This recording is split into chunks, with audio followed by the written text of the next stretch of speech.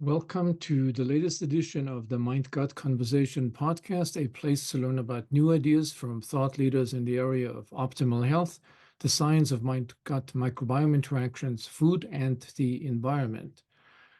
Today, I have the great pleasure to speak again to Shawn Stevenson, creator and host of the Model Health Show, featured as the #1 health podcast in the US, with millions of listeners downloads each year. Shawn Stevenson is the author of the USA Today national bestseller Eat Smarter and the recently published companion book Eat Smarter Family Cookbook. A graduate of the University of Missouri St. Louis, Shawn studied business, biology, and nutritional science and became the co-founder of Advanced Integrative Health Alliance. He has been featured in Forbes, the New York Times, Muscle and Fitness, ABC News, ESPN, and many other major media outlets. Welcome to the show, Shawn. So, you've previously published the best-selling book, Eat Smarter, which I really enjoyed, and we've talked about it before. What motivated you to write the companion book, Eat Smarter Family Cookbook? Well, there's two parts. One was kind of a return to my origins in this field. I just crossed my 21st anniversary of working in health and wellness. And I started off working at the university gym that I was attending over 21 years ago. And from there, of course, doing my work in the university and whatnot. But outside of that, I was teaching food prep classes. All right. So it started off, it was a couple of my clients from the gym. There was 3 people in my first audience, and 2 of them were my clients. The other person I didn't know, but I was scared to death. I was so nervous to speak in front of people and but I had a lot to share. And I knew that there was a bridge between where they were at currently with, coming from the same environment that I did, eating a lot of predominantly ultra processed foods was the makeup of our diet, to eating real delicious, wholesome, nutrient dense foods. There was a bridge, and that bridge was deliciousness. And so introducing people to that, I was so excited about doing it as well. And so it went from 3 people to 5 to 10 to 15 to now we have to like rent out buildings and things like that, because it started in my mother-in-law's kitchen, Oh, actually. And so it's kind of a return to origins for me with that, because that was really my biggest passion. And also, me being a nutritionist, I'm deeply infatuated with food, with all things food and nutrition. But the second part of that is, with the publishing of Eat Smarter, and this was the last week of 2020 when it came out, which was a crazy time to publish a book. It was crazy enough. It was the #1 new release of all books in the United States for a brief moment. And it was competing with, Michelle Obama and Matthew McConaughey and all this stuff for the top sold books in the country, which is crazy that people are so passionate about food. And this book was a big idea book around food. And we broke down, as we talked about previously, how metabolism actually works. How does our body actually interact with food, and the process of, quote, fat loss and fat burning actually happen? Where does fat go when you lose it? But also how food plays a key part in our metabolic health, our cognitive function, our sleep wellness, and a lot of other things. And there was a tiny part of the book that I dedicated to, some recipes. And I was shocked. I was shocked when I saw how many people were making those recipes and posting them online. It was like the biggest thing people were doing. And I put so little, I put 99.5% of my energy into creating, the kind of the big ideas and the concepts. And that was awesome. There's thousands of reviews on Amazon, for example, for the information in the book. But I was so shocked to see that when it boiled down to it, people just wanted to make delicious recipes and share them with people. And so I was like, and last part was, this was without having any photos in the book or anything like that. People were just making the recipes. And so I was like, the people want recipes. They want to see and experience beautiful food and beautiful food experiences. And so that I got to work, and we had, about 60 or 70 recipes that we really perfected over the years that were absolutely delicious, all real food-based ingredients. And the last part was, I was shocked to see there was a missing gap in this kind of communication with food in the context of recipe books. And so I leveraged the thing that I saw was missing, which is it's not just the food itself, it's the environment.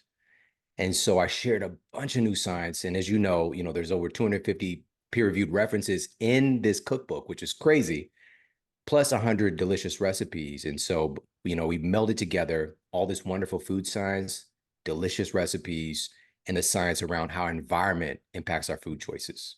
I mean, the thing I like particularly about it, which makes it unusual, is, to put the name family cookbook in it, because as you say, the context is very important, and a big part of your new book really deals with the importance of family and friends and preparing and sharing these meals with the family, which I think is a key, and we can discuss this in sort of more detail, because that same thing applies, I would say, to the benefits of the Mediterranean diet, that the social interactions, and I don't know if it's half what you eat and in what context you eat it, or if the context is even more important, which I would not be surprised, from studies.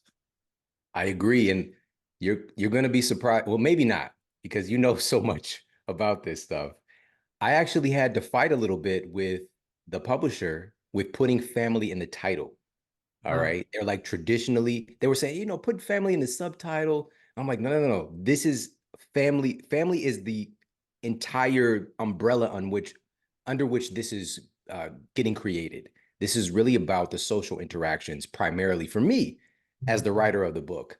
And again, people are going to use the book differently depending on where they are. And I saw the same thing with this book too. Again, if you go to Amazon, there are so many, and I don't know these folks. I'm happy about it, but they're creating the recipes. They're posting their photos on Amazon of the Mhm. food and just sharing how good the food is. Again, wonderful science, yes, but when it boils down to it, it's about making wonderful food. And a lot of those reviews also are saying how they're inviting their kids into the kitchen and they're making food with their family members, and they hadn't really thought about that before. And so there's two parts to it. One is the preparation of food and community and how we've been doing that forever. And the other part is eating together with people that you care about. And of course, we're going to talk about the real health ramifications. Like, I was able to discern. So first of all, we got some really interesting data on health outcomes, but I was able to dig and find out what are some of the actual behind the scenes changes that are happening with our biology, with our psychology when we are eating with other people. Yeah, I mean, we're going to come back to this interesting topic later. Um, I wanted to sort of ask you this about, and we've talked about this before. In the introduction of the book, you talked about your own journey from childhood of poor health, growing up in an unhealthy food culture, um, and encountering poor health and health complications and predictions of that nothing can be done. And um, how have these experiences influenced you to become a healthy food, healthy lifestyle guru on a mission to change the national food culture and conversation? What I love about this is that we have so many incredible perspectives, where your perspective is remarkable. And we've talked about this many times, your experience and, long before the microbiome was in vogue, you were standing as an advocate and working, trying to educate your peers and of course, educate the public at large. And coming from where you come from, it's going to have a certain flavor to it. It's going to have a certain perspective. And my perspective is very unique. And there aren't many people like me who actually are from a food desert, this kind of new glorified term, which I don't particularly like the term because the word desert still kind of signifies a little bit of, maybe it's exotic or, that word desert doesn't quite fit the bill here. What Yeah. we're talking about really is a place where, for the most part in the United States, environments that are riddled with crime, that are riddled with poor health, like the highest rates of poor health in the United States, and also absolutely immersed in ultra processed foods.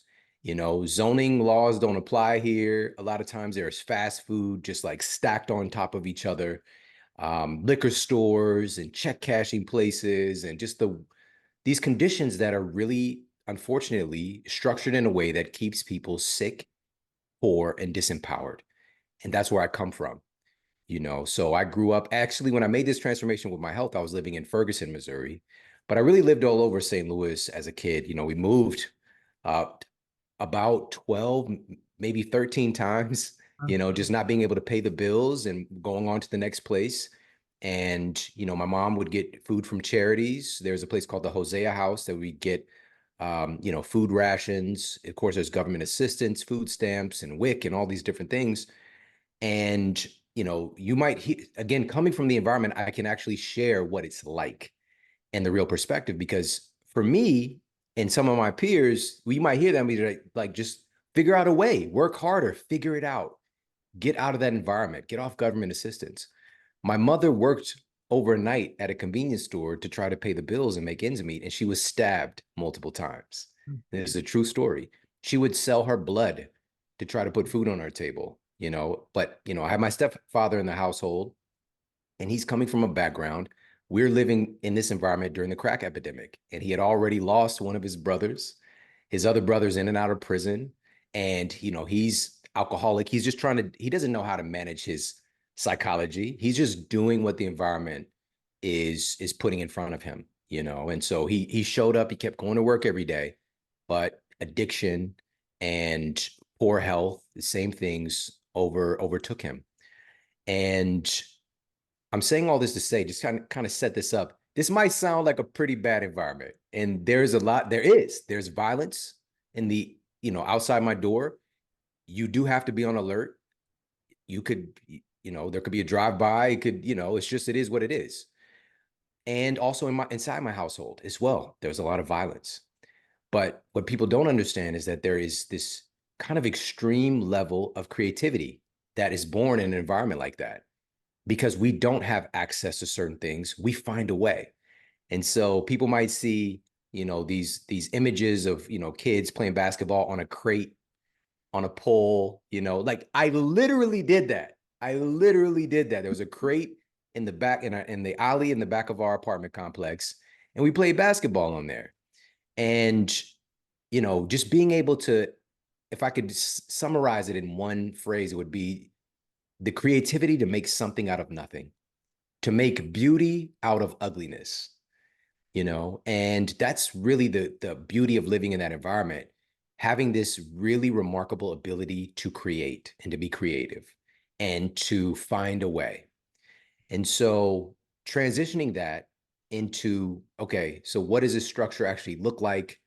Well, a big part of the issue is government subsidies, all right? Because I would question, like, why is it possible that I can go to McDonald's or Taco Bell, or let's use Jack in the Box as an example. That was my favorite at the time when I was, you know, in college. And you can get two tacos for 99 cents. Two tacos for 99 cents, all right? And an avocado at the same time costs $2. So I can get four tacos for the price of one avocado, all right? And the crazy thing is, and it's always bothered me, was like, how is something so cost intensive as a taco, which we've got, you know, the shell of the taco, we've got the, you know, the sprinklings of veggies, we've got the meat and the cheese, we've got the packaging, we've got the workers involved, we've got the marketing involved, we've got, the list goes on and on. It is such a cost intensive thing to create. And an avocado, literally, Emran, I'm looking at an avocado tree on my block right here. They are literally fall off the tree, and I walk by and they're just on the ground. Okay. How is something that falls off the ground so much more expensive?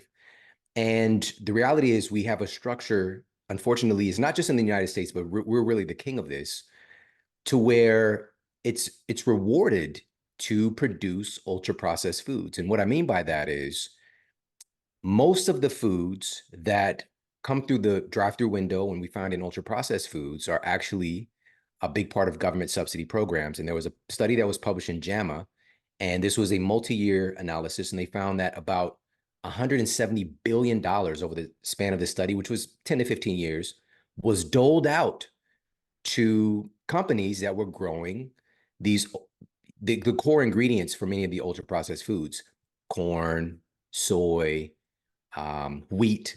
So these things that largely show up through the drive-through window in ultra processed foods. And not just that, they looked at, okay, when our citizens are eating these foods that we're paying through government subsidies, what happens to their health? And I was shocked that this study was published. And I love that scientists are asking these questions. And what they found was that our citizens who ate the most government subsidized foods, the foods that are, when I say the government is paying for, we're paying for with our tax dollars. The citizens who were eating the most government subsidized foods had about a 30% higher incidence of developing obesity, chronic inflammation measured by things like C-reactive protein, insulin resistance. Their health was far worse the more foods that they were eating through this government subsidy program. And so very little was going to the farming of real foods, things like avocados, fruits and vegetables, berries, and things like that. It's a tiny, we're talking less than a fraction of a percent, far less than 1% is going to those kind of crops. They're mainly going to these, quote, cash crops, various forms of sugar, corn, soy, wheat, and the like. And so that's really the construct of how these foods were so cheap. And the last quick point here is they're incredibly cheap, and also living in a low income environment. What are you going to do? My mom chose to, I could feed my kids for 2 days at McDonald's, or I can feed them for 1 day if I go to the grocery store and get what I deem to be a kind of well-rounded, healthy meal. All right. And so that's just what we did because it was cheap, it was accessible. And the last part is it tasted really good. And there's definitely a big reason behind that. We could talk more about that as well. Yeah, I mean, obviously these foods are designed to make you hooked on it. I mean, it's cheap food, but with flavors and ingredients that the people that make it, they used to come. A lot of these people came from the tobacco industry. They know how to get people hooked on certain things. And yeah, so a quick comment on this. So yeah, the people that are being that buy this subsidized food, this unhealthy food, not only are they more prone to develop obesity and metabolic diseases, and this causes chronic non-contagious disease epidemic, but also what came out during the pandemic, that they're also were more prone to get COVID-19 infections, and when they got it, had greater rates of hospitalizations and greater mortality and even greater prevalence of long COVID symptoms. So it's not just, I mean, just the obesity problem. It goes way beyond this. So this unhealthy food culture driven by companies that know exactly how bad it is, but they also know how lucrative it is for them, that this causes massive costs for society down the road with all the medical expenses and the pharmaceuticals. And so it's like sometimes I think it's do people not know enough, the people that make these decisions, or do they do it, they know it, but they do it anyway because it's profitable. It's part of the American capitalistic system. Anything you make big profit on is good for society. I'm not sure what I believe, which of those two options. The other thing I was going to say is, and you brought this up. So it's this cost difference between the healthy food that are significantly twice, 3 times more expensive than the unhealthy food choices.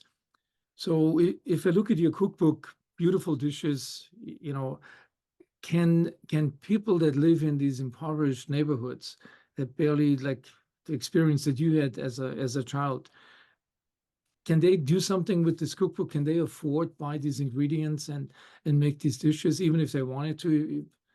So that's always a big question, And I'm the person to answer this question because, again, I'm from this environment, so I can answer this from experience and not just theory.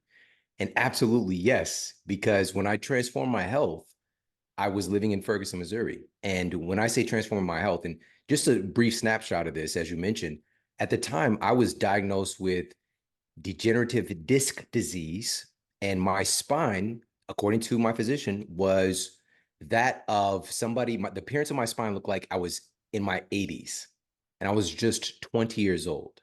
All right. So I had severe degeneration of my L4 and L5S1. They were black on the MRI.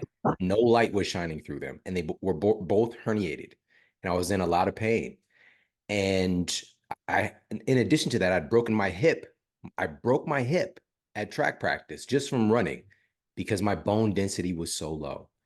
Chronic asthma, allergies. My brother was in and out of the hospital, our entire childhood from chronic asthma. And we talked about this recently, you and I, on my show.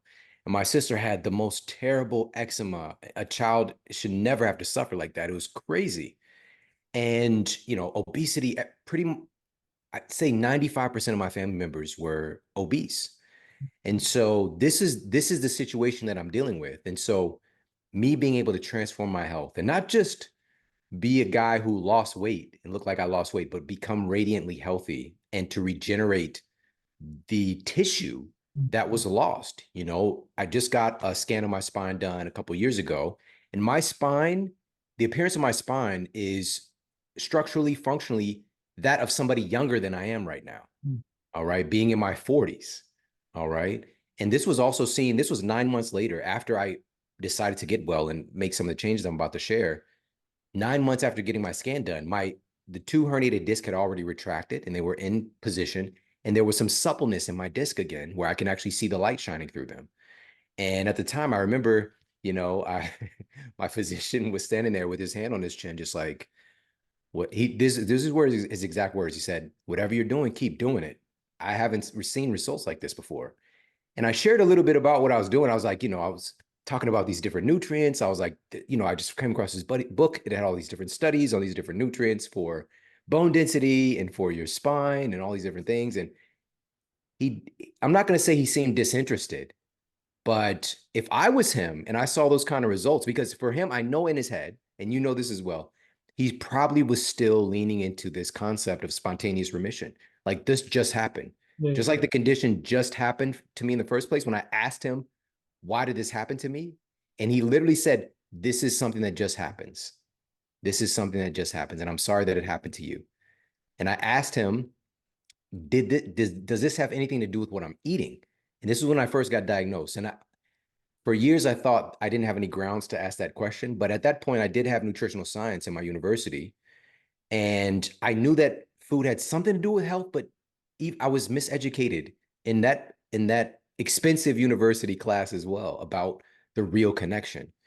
And so what I want to share is this: coming from that environment and being able to, and at this point, there was one Whole Foods. Whole Foods is obviously a very popular chain of largely, a lot of organic products, grocers across the country. In St. Louis, which is a big major city, there was one Whole Foods in the entire city, and there was one Wild Oats, which has since been bought by Whole Foods.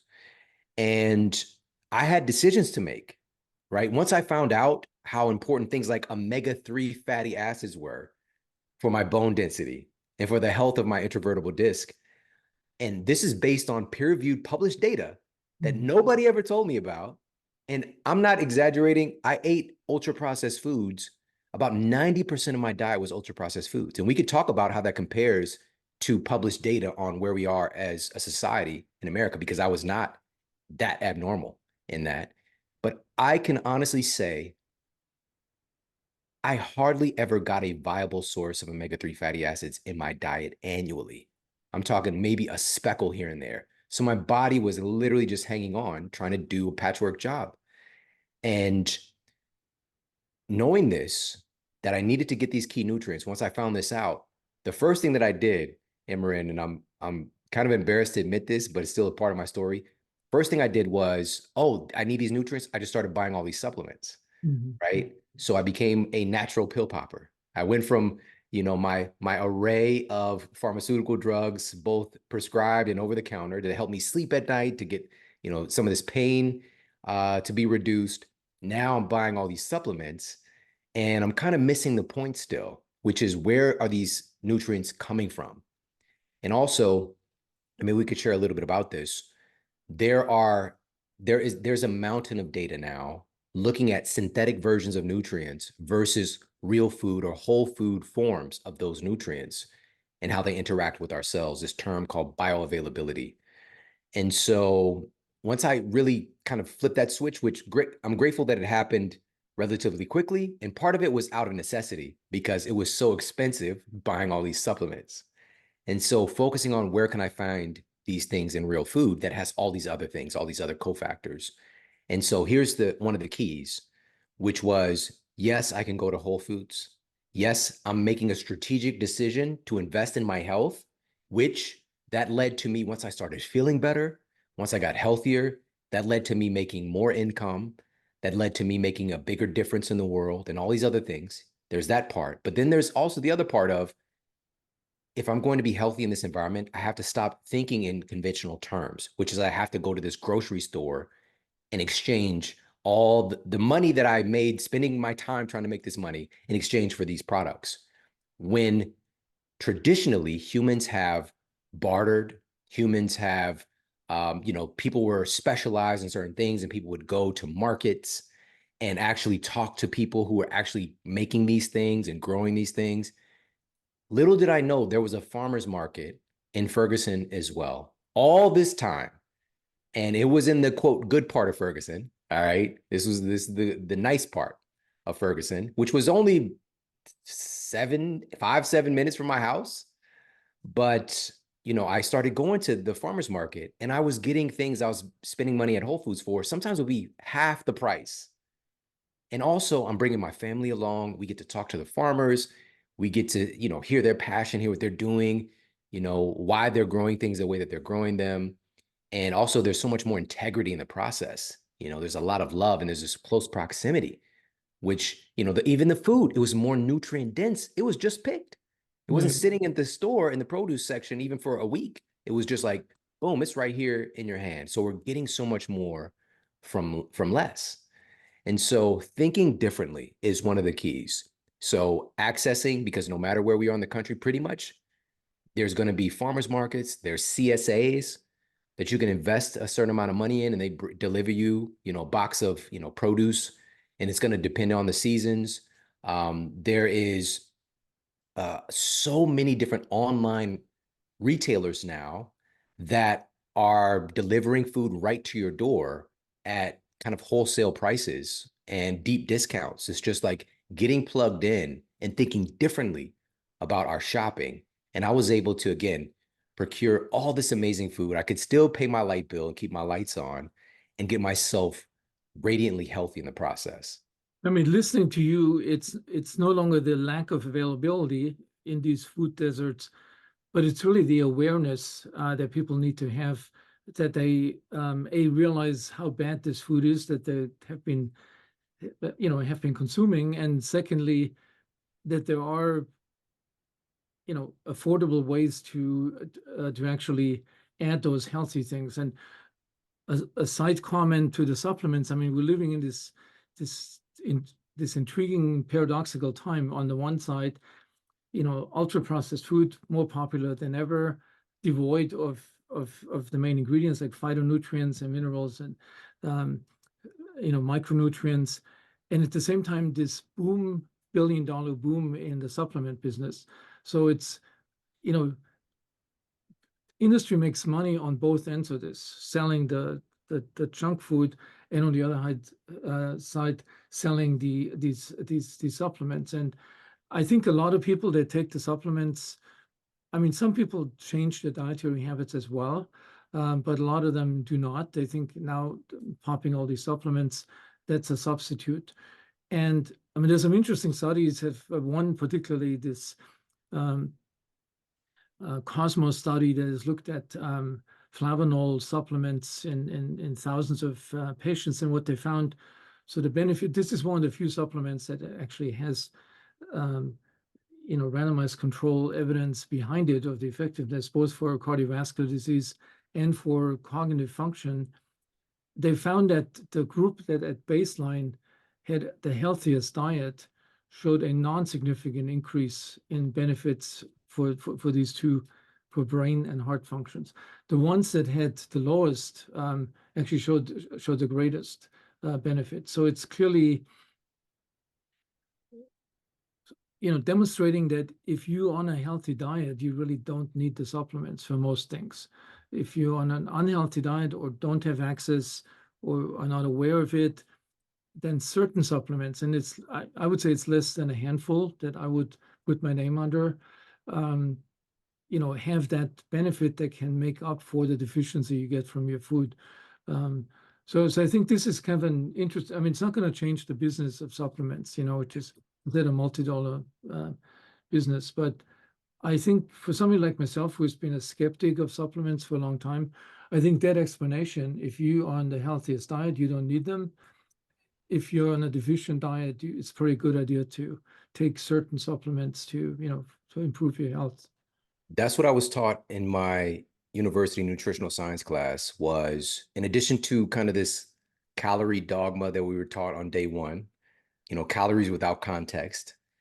He also recommended, if you're going to be working with patients, always recommend people take a multivitamin, right? It's just very cookie cutter information. But at the time, of course, I didn't need, nor the rest of the students in the class, nor did my professor know this, that there are multiple forms of vitamin C. There are multiple forms of magnesium, of B12. The list goes on. And that synthetic so-called multivitamin, is that the form that my body actually needs, and that it's actually bioavailable?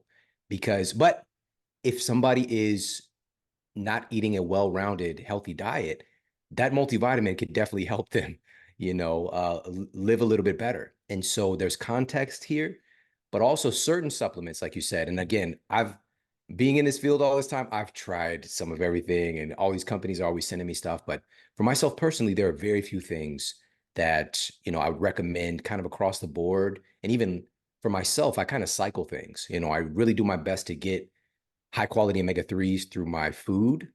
But that's one of those places because, for example, as I mentioned with my bone density, and this was published in PLOS One. This is one of the studies that I referenced in the Eat Smarter Family Cookbook. But 20 years prior, there was another study published that I came across. But this was a new study. And what they affirmed, and this was Public Library of Science 1, PLOS One, was that omega-3s in particular increased and improved bone density in the lumbar spine and in the hips of all these different study participants. And those were the two areas of my body that were breaking down the most. So omega-3s were so important. I had no idea about this. And now here's the thing. We're totally deficient in them. I mean, most yes, that's the thing. Listening to your dietary habits when you were young. So if I'm not getting these things in through my diet, and I start to bring in a supplement, yes, it's going to be helpful. But here's the key, and I mentioned this earlier, and I want to share this study with you. And this is one of the key nutrients. I don't like when we kind of put a tag on certain nutrients as well, like it's good for this, because there's so much that we don't know yet. But some of the things we've established for one of the most overlooked vitamins is vitamin E, is its benefit with cardiovascular health, with cognitive function, with the health of our skin. And one of the studies that I mentioned in the book, this was published in the American Journal of Clinical Nutrition, and they determined that natural vitamin E from food sources, this could even be a concentrate from a food source, but naturally occurring vitamin E has nearly twice the bioavailability as synthetic vitamin E that you would find in a conventional multivitamin, right? Or a vitamin E supplement if it's not food-based. So twice as usable by our cells. There's a recognition there. And we evolved eating food. We evolved interacting with these food-based nutrients. And also, here's another key to that, is that there are all these other interesting cofactors. And we know about some of them now, but there's still thousands of components of food that we still don't understand yet. We don't know yet. And so I can go on and on. I shared data on synthetic vitamin C versus whole food-based vitamin C. That's one of the scariest ones, because a lot of folks don't realize that the majority of vitamin C supplements on the market are from GMO corn syrup and cornstarch. That's where these kind of glorified vitamin C, things you might see at the checkout, they're coming from these really low quality sources. And there's a study published in the journal Cardiology, and they looked at test subjects who were engaging in a very detrimental and kind of inflammatory process, which was smoking. And they want to find out if food-based vitamin C or versus the synthetic vitamin C, if there was a difference. And so the researchers had the smokers to consume camelberry, which is probably the most dense source of botanical vitamin C that's been discovered, or synthetic vitamin C supplement of a comparable amount. And at the end of the 1 week study, they found that study participants, when they're taking the camelberry, had a significant reduction in inflammatory biomarkers like C-reactive protein. And there were no changes in these biomarkers in the synthetic vitamin C group. All right. So again, I could go on and on and on. This is something that was kind of theorized, but now we have data affirming this. Food really does matter. Yeah, and I think, I mean, so you mentioned bioavailability, which is a big factor. But it's also, the pharmacy of nature is not like the single pill acting on a particular receptor and having a very reductionistic effect on your metabolism. It's hundreds or thousands of molecules interacting, often in very low concentrations. It's not like if you think you're consuming 10 grams of vitamin C, synthetic vitamin C, that's the best thing for your health. If you have hundreds of components that have milligrams, of these vitamins, but they're taken together, a good example for this are polyphenols. There's thousands of these molecules in plant-based foods. And not only are there thousands, but then when we eat them, the microbes break them down in even more subcomponents. So you might be dealing with tens of thousands of molecules that are in your intestine, partially from what you eat, partially from what your microbes do to them. And most of them are absorbed and are distributed, diluted in your body. So the health benefit, in my opinion, comes from this vast amount of evolution developed and tested health benefits from living off berries and tubers and plants. So it's a fundamentally, essentially it's a paradigm shift in our understanding how healthy food items work. And the supplement industry has not caught on to this at all. It's like, I think we need to realize that health doesn't equal taking pills or taking individual ingredients. It's being in harmony with what nature has created over billions of years. The wisdom that's in that food is something that our body, our brain can extract, and will take us hundreds of years before we figure this out from a scientific standpoint. And maybe we never will. It's Right. I don't know if you've seen the movie WallE. Have you no, seen I that haven't. movie by No, chance? So it's an animated film, and it's kind of like a dystopian future, kind of if we're going along the way that we're going along. And at that point, all of humanity is morbidly obese in these kind of reclining flying chairs and I just think I have seen it. I think, yeah. and the reality is, like, again, we don't know if this is going to pan out for us because so many of us are unwell. According to the CDC, just from 2022, just this previous year, 60% of American adults now have at least one chronic disease and 40% have two or more. We're not doing well, but, and this is the bright spot and the hope that we have, is there is this emergence of empowerment and education and people who are passionate about getting well and creating a healthier environment and also serving other people. And so we've got these kind of two different tracks right now. And, there was a break in science, in medicine, a few decades back where we just went so deeply into this kind of paradigm of better living through chemistry and pharmacology. And of course, it has its place. It absolutely life-saving, absolutely.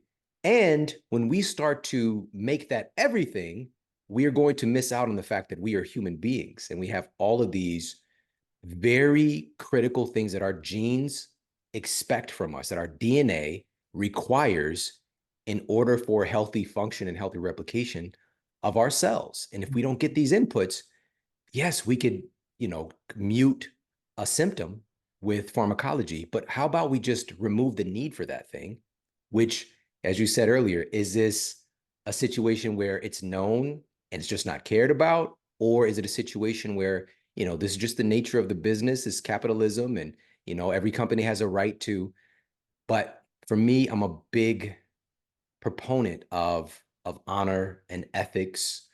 And for me, these are the most important qualities as a human being. And, just I got to throw this in there too. Just talking about the vitamin C situation earlier.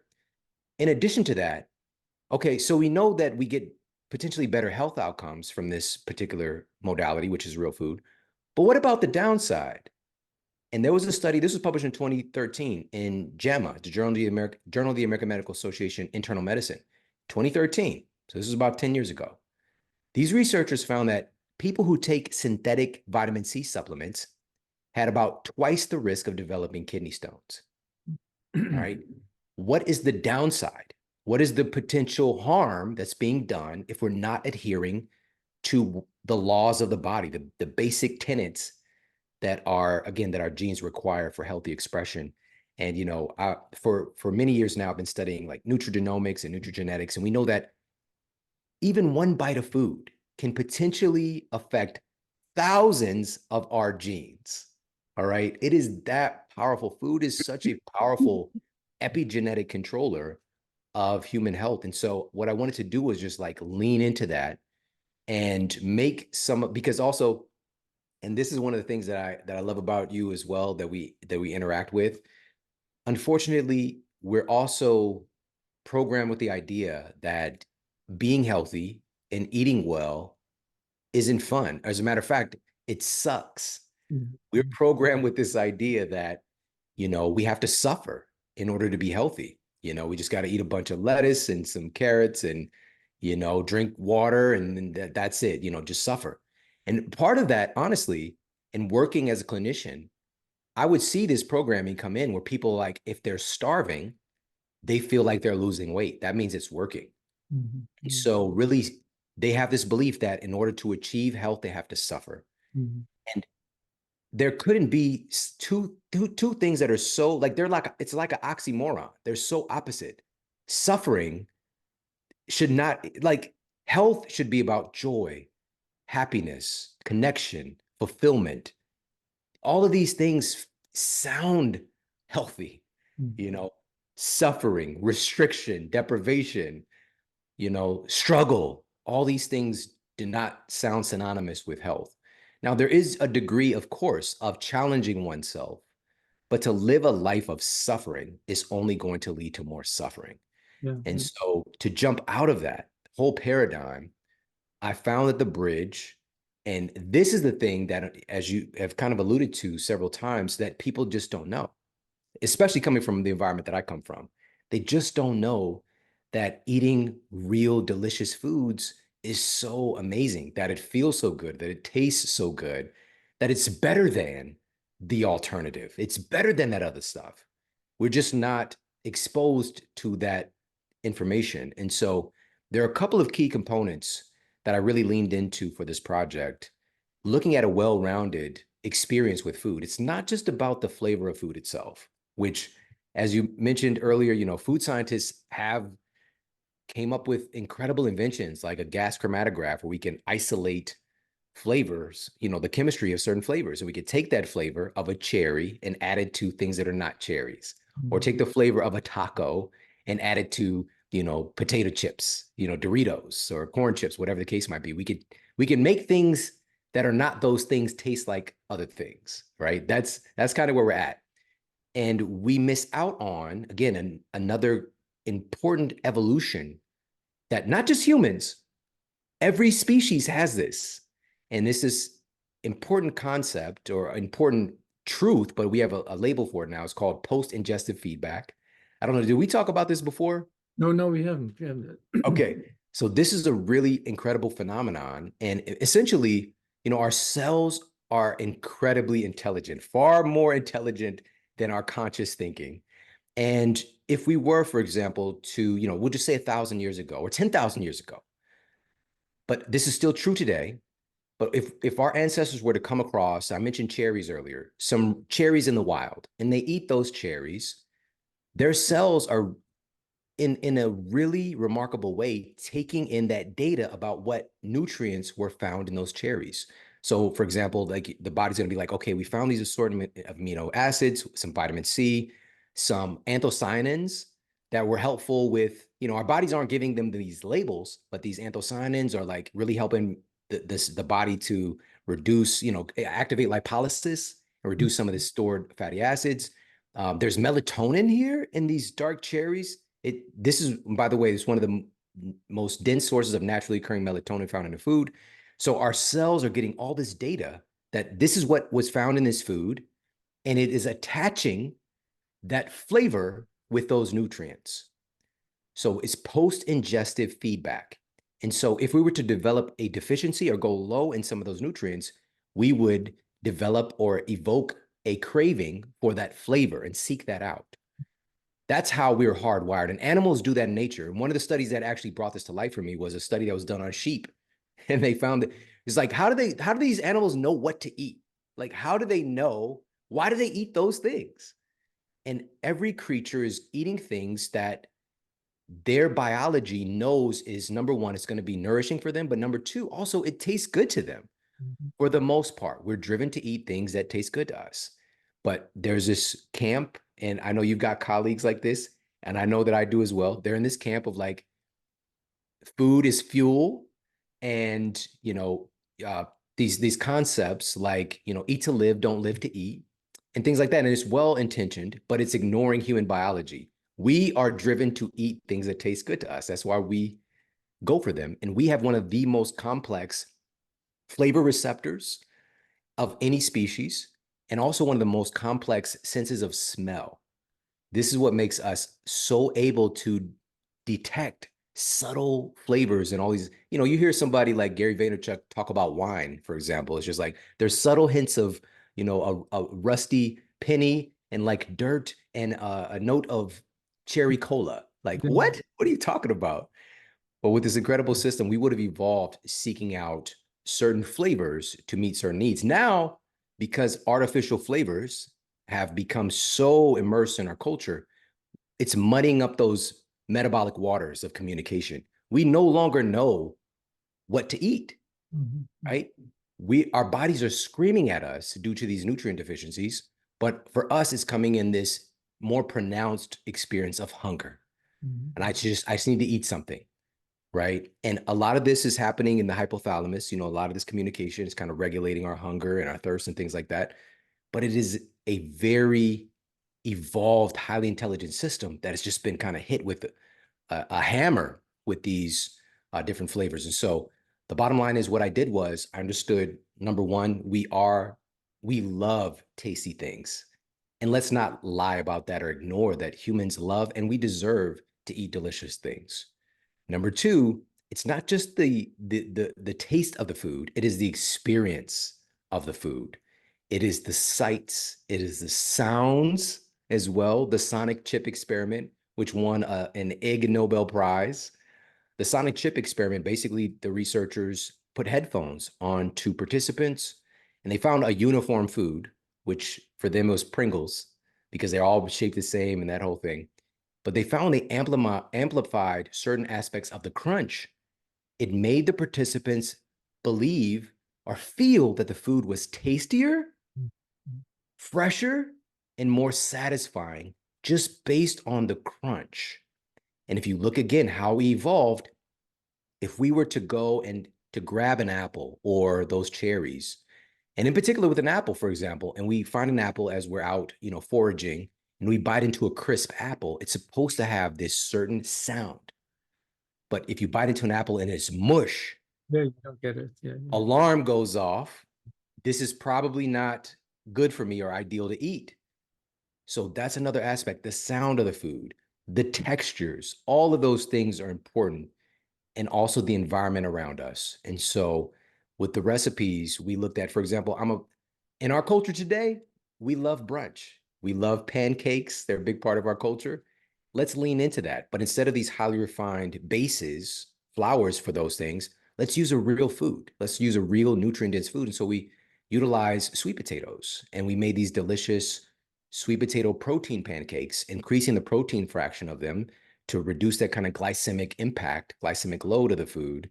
And also, it is a sweet potato, so it's delicious. And it's a pancake. It's still a pancake, by the way. We're not saying that this is like the healthiest food in the world, but this is so much more nutrient dense, so much more health affirming, and far less health detracting than the hotcakes and sausage that I would get from McDonald's if I was to, get up in time when I was in college. And the same thing holds true with, also we're very inclusive in this project as well, because I know there's so many different diet frameworks, and every researcher who's truly working from an ethical place knows that there's a wide variety of human diets all over the world. There's a different ratio of animal products in different regions of the world. There's different ratios of, you name it. And so most importantly, we should be inclusive of different diet frameworks. And so there's a burger for everybody, whether it's a grass-fed classic kind of burger, or a pescatarian framework where there's a salmon burger, which is probably, the salmon burger is probably my favorite. Well, it's hard to say right now. It's like kind of picking your favorite kid if you're picking your favorite recipes. But right now I'm really loving the salmon burgers. But there's also a veggie burger in the book as well. And so, but the veggie burger is made from real food. And so, we've got this new paradigm now with these veggie burgers that are all of these ultra processed ingredients, 40 different things, all these different chemicals. It's just, again, it's let's give people resources so they can make real food-based, nutrient-dense foods and have these pleasurable experiences of eating foods that we enjoy. Yeah, we could go on for a long time. There's so many topics that we have talked about in the past, and that I could bring up here. I just want to take the last few minutes that we have talking about this really important concept of the social context. So, your new book is a family cookbook, which I think is a great thing. Probably not that many family cookbooks out there. From the little I know you personally, you're a great family man who loves his children, does a lot of things with his children and his wife, and the pictures reflect that as well. In the book, it's always family pictures. So there's a lot of science for that, and I've been interested in primarily studying the Mediterranean, the health benefits of the Mediterranean diet. I've written about this, how important it is. I mean, the diet, in some ways, the Mediterranean diet is not that fancy. There's nothing magic in it, but the way that Italians or people in southern France or Greece consume these meals outdoors in the summer, with friends and family members every evening. It's not just a once in a while let's go out for dinner. It's they essentially spend their time in that social context, enjoying, you could almost say, enjoying on the side, the healthy food. How important, and you give many examples and write a whole chapter about this, how important this social context is, both in the preparation of food, maybe even in the buying of food, going together to the farmer's market, but then in the consumption. Can you say a few more words about this? I find this, the longer I work in this area, the more I gravitate to the importance of that aspect. Yes. So as you mentioned, it's not just the what, it's the who, the people that we're around in our environment. And we can dig into a little bit of science, but the bottom line is I'm going to rattle off some studies. I'm just going to hit them out, bullet points. Number one, some researchers at Harvard were collecting data on family eating behavior and nutrient outcomes, food choices for years. And what they found was that families that eat together on a consistent basis have a much higher intake of whole, real foods or minimally processed foods, and significantly less intake of ultra processed foods, namely chips and soda. And they also found, coincidentally, these family members consumed significantly higher intake of vital nutrients that helped prevent diseases in those family members, and less intake of some food components that we've identified to be detrimental to human health, like trans fats, excessive amounts, for example. So that's number one. Number two, a study published in Pediatrics looking at health outcomes for kids in conjunction with how often they're eating with their family, with their caregivers, their parents.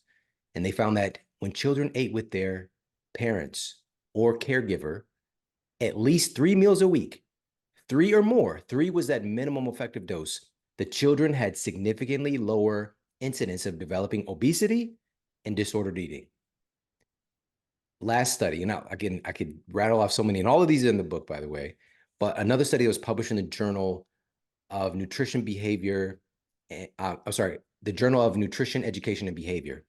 Now, this one especially this is kind of one of the catalysts for me writing this book in the first place, because this was done on minority children who would generally be in the context of like a lower income environment. Because for me, even when I hear that stuff, I'm like, well, those families can eat together because it maybe, they're making more money or whatever it is. And what they found was that when these children ate with their family, with their caregiver, parents, 4 meals a week, any meal, breakfast, lunch, or dinner, didn't matter. 4 meals a week, the children ended up eating at least 5 servings of fruits and vegetables 5 days of the week, and significantly less intake of ultra-processed foods, specifically chips and soda. But the researchers noted that that was seen, especially when the TV was never or rarely on during meal times. There was something protective about not having the TV on when these kids were eating with their caregivers. And so this shines for me a bright but subtle light. You kind of got to read between the lines here, that even if we don't have a lot of money, had my family known that eating together could be protective for the children in the family, I believe that they would have done it. At least they would have had the opportunity. But we didn't know. And I'm not exaggerating. I ate with my family. I can count on my hands how many times I sat down and ate a meal with my parents. All right. Usually those were holidays. We did not eat together.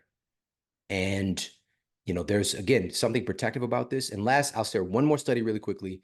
And this was published in the journal Family and Consumer Sciences. And this was for us as adults. And they were looking at office workers at IBM. And they found that when these workers, regardless of how much stress they were experiencing at work, if they were able to consistently make it home and eat dinner with their families, their stress levels stayed manageable, work morale stayed high, productivity, all those things. But as soon as things started cutting into their ability to eat dinner with their families, stress began to creep up and become unmanageable. And work morale went down, productivity goes down, health goes down. We know today stress is one of the biggest contributors to chronic diseases. And so there's something protective. It helps us to metabolize stress when we are around people that we care about. And a quick peek behind the curtain, why is this? Part of it is there is a notable switch that happens with our nervous system. When we're just out in the world and we're doing stuff and we're, working hard on all the things, we're generally in this sympathetic fight or flight nervous system. And it's largely agreed upon that this is a binary system. Like you're not just a little bit in sympathetic, like you're either in it or you're in the other, which is parasympathetic. And the nickname for that one is rest and digest. Rest and digest nervous system. And so making that switch in our nervous system, there's something about being around people that care about us, that we love, that helps our bodies to switch over to that rest and digest parasympathetic nervous system. And it factually improves assimilation of nutrients, digestion, elimination. These things are improved according to the data that we have when we're in a parasympathetic, relaxed state around people that we care about, friends, family. And so in addition, we've got this really interesting, this hormone is having a moment right now as well, oxytocin. There's been a lot of talk about it because of the last couple of years and not really having the access for many people to be around people that they love. We've had this new thing introduced into our society in a massive way of social distancing. And so what we know is that oxytocin is one of the few hormones that appears to, in a way, neutralize the activity of cortisol. And oxytocin is noted to be this very powerful bonding chemical that we produce as human beings. In particular, bonding with women do oxytocin really well, exceptionally well when women are with other women, but also bonding with our children, bonding with, our intimate partners, family members, friends, that kind of stuff. But the key is we have an uptake in oxytocin when we're around people that we care about. And it just starts to like neutralize and reduce the activity of our stress hormones. And the last part here, and again, there's so many different kind of biological aspects, but the psychological aspect here, one of the primary ones is, in particular with our children, in the age of social media, and where unfortunately many of our children, one of our deep-seated kind of psychological human needs is to feel significant, is to feel like we matter, is to feel like our life is important. And when you go on to social media, which our children today, they're born into it, and they spend hours and hours a day not feeling significant. They're looking at the significance of other people all day scrolling. Mm-hmm. And they're trying to fish for significance themselves.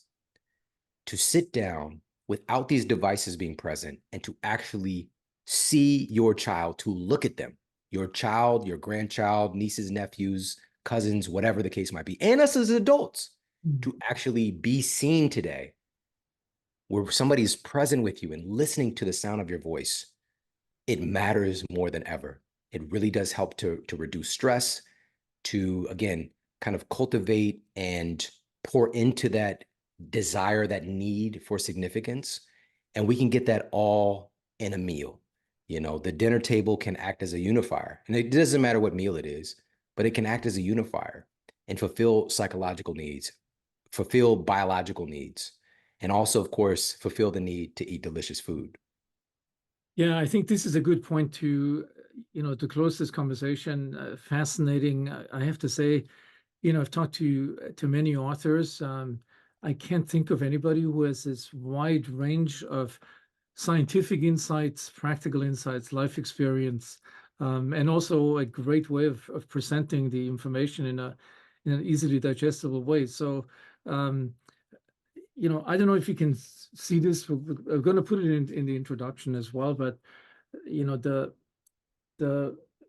this book is a must for anybody who, particularly if you have a family with young children. This is an absolute must to read this book. And but let me end with one question. What's out of these 100 recipes, all of which look delicious, which one is your favorite? I knew you were going to ask this. Oh, no. Okay. Again, it's like picking your favorite kid. It's like it's very different. And, I appreciate them for different things. But I gotta say, right now, I love the salmon burger. It just feels good. It tastes delicious. It's gonna knock your socks off. But I would say another one would be, oh, I'll tell you what we had last night. How about that? Last night we had the tortilla soup. We had the tortilla soup last night, and it is amazing, especially during this time of year. It's just kind of wholesome, and it just feels like a hug in a bowl. So that's what we had last night. So difficult to pick. My youngest son, of course, like kids love the snacks, but we've got these cherry frozen yogurt pops as well. So like if he wants a frozen treat, they're always there in the freezer, and it's also fun to make together too. Just get the little popsicle molds, and I go on and on. So many great treats in there as well. But those are my favorites right now. Yeah, so we're gonna have definitely the salmon burger tonight to maybe the tortilla soup. Can't wait to make them. Awesome. I appreciate it. Okay, thanks, Shawn. Wonderful conversation. I hope we'll continue this habit of every year or every 6 months or so to update ourselves and the audience about the latest in the science of and practice of wellness, of health and wellness. Thanks so much. It's my honor. Thank you.